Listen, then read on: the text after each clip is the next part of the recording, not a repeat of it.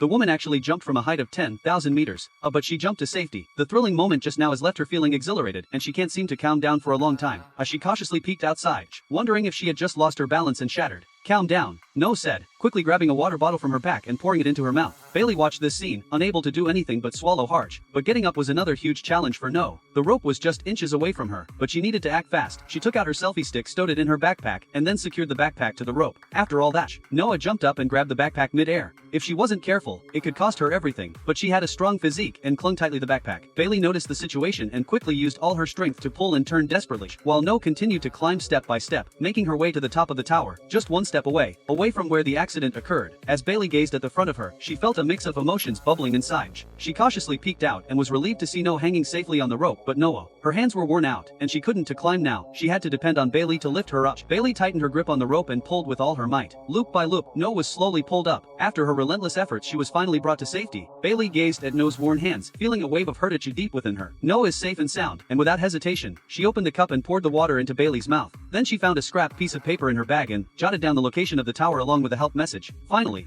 she attached the note to the drone and a note was delivered to the hotel on the way here, which could be saved, so Bailey took control of the drone to fly towards the hotel. However, the drone hasn't gone very far yet from the remote control side. If the drone isn't returned in time, it will be due to low battery issues. Due to a power failure, Bailey was fortunate enough to regain control of the remote control drone just in time. She quickly flew it back and managed to catch it before it hit the ground. The drones were saved, but recharging them was a big issue, and without power, they still couldn't send out a distress signal. They received the message, but things took a turn for the worse when they ran out of water. Without it, they were at risk of dehydration. Just then, No spotted the signal light on the pole. If she could reach it, she thought she could recharge the drone at the top, so Bailey climbed up the pole, even with her leg bothering her. Despite her leg injury causing her a lot of pain, Bailey pushed through. Luckily, No was singing and cheering her on from below. Eventually, Bailey was able to make it to the top, and she did so with great care. Bailey removed the light bulb and plugged in the drone's wires. To their surprise, it actually started charging. Bailey was thrilled. There was a long wait, and they had to hold on till it was fully charged. I'm not sure how long it took, but Bailey couldn't wait. She couldn't keep her grip for long, and her body was trembling. As soon as the drone was fully charged, a vulture swooped in and attacked Bailey, sending her into a panic. She quickly hurried back from the top of the tower to the platform. She couldn't care less about the panic she had just experienced, so she fired up the drone and moved closer to the hotel, with only a few dozen meters left to go. Both of them were filled with joy. An accident was about to happen.